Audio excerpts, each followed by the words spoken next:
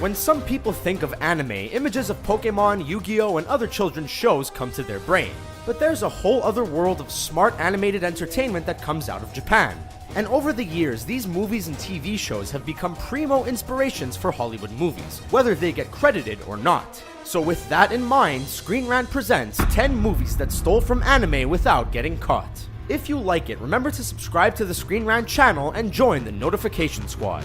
And before we start, can you guess this movie from these emojis? Stay tuned for the answer at the end of our video. The Matrix and Ghost in the Shell. The Matrix has a lot of iconic moments, but probably the most famous is the digital rain of green letters, an advanced coding system which determines what goes on within the Matrix. But guess what? It didn't originate from the Wachowskis.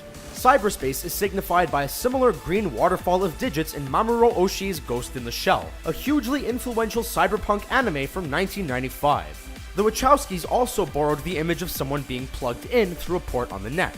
This will feel a little weird. You can also see elements of Ghost in the Shell in James Cameron's Avatar, Steven Spielberg's Minority Report, and Joss Whedon's Dollhouse. It really gets around.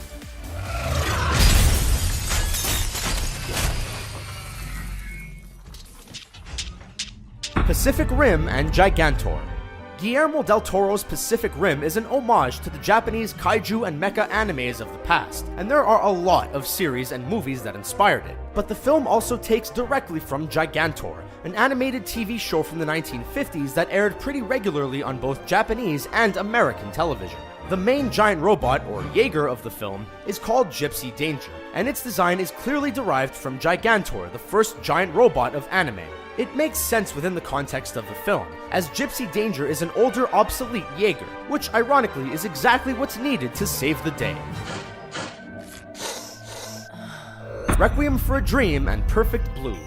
Darren Aronofsky's Requiem for a Dream was praised for its innovative way of using montage to demonstrate the effects of drug use. The result is a visceral immersion into the world of addiction. But little did people know that Aronofsky was stealing techniques from across the Pacific Ocean. The famous bathtub scene, in which an in-withdrawal Jennifer Connelly screams into the water, was actually taken directly from a similar scene in Perfect Blue, a 1997 anime thriller. In fact, Aronofsky actually bought the rights to Perfect Blue just so he could copy that scene. Stop! Avatar and Princess Mononoke. We've already discussed the influence of Ghost in the Shell on Avatar, but James Cameron also stole some ideas from Hayao Miyazaki's classic Princess Mononoke, which is about the spirits of a forest and their struggle against the humans who want to exploit it for resources. Does that sound familiar? Well, maybe it's because it's just like Avatar, which is about the Na'vi species and their struggle against the human colonizers of Pandora. Is it a coincidence? We think not, as we've already established that James Cameron is a fan of anime.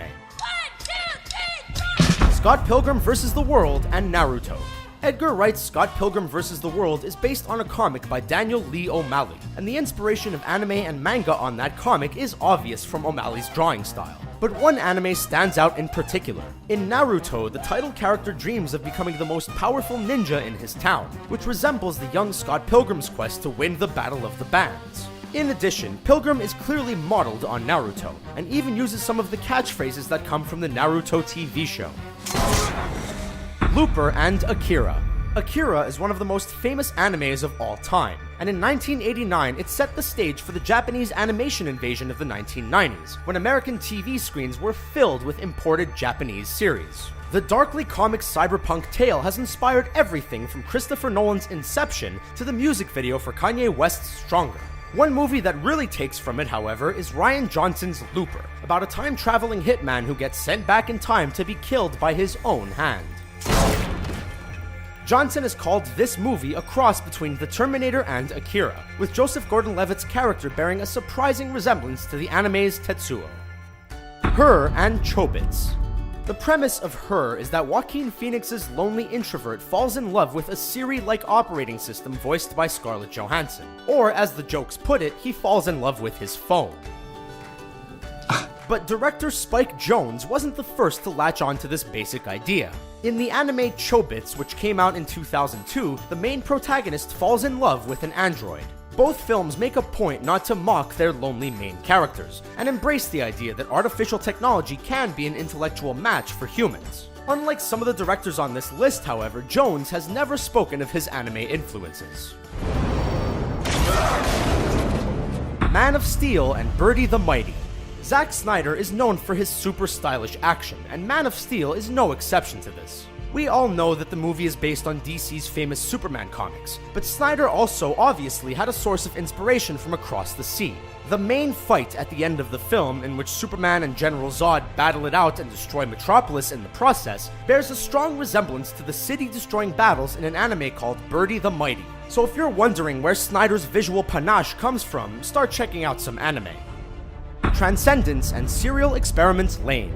The Johnny Depp starring Transcendence was a box office disappointment when it came out in 2014, but you can't say it wasn't ambitious. In the film, Depp plays a scientist whose body dies, but he manages to stay alive in computerized form, eventually growing in power. It's weird for a Hollywood film, maybe, but the premise is pretty normal for an anime. In fact, it was done 16 years earlier in Serial Experiments Lain, in which a teenage girl dies but continues to contact her friends digitally, and also begins to grow in power.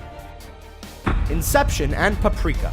And finally, we come to the grandfather of all Hollywood anime thefts, Inception.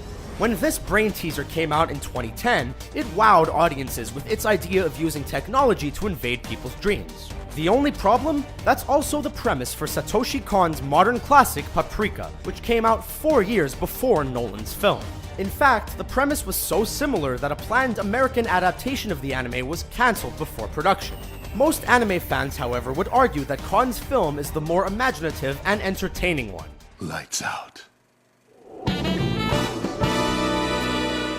So how did you like our list? Are there any other movies that stole ideas from anime? And the answer to the movie emoji is... Did you get the right answer? Let us know in the comments below, and subscribe to our YouTube channel for more videos like this one. And don't forget to join the notification squad so we can let you know about more videos like this. Thanks for watching.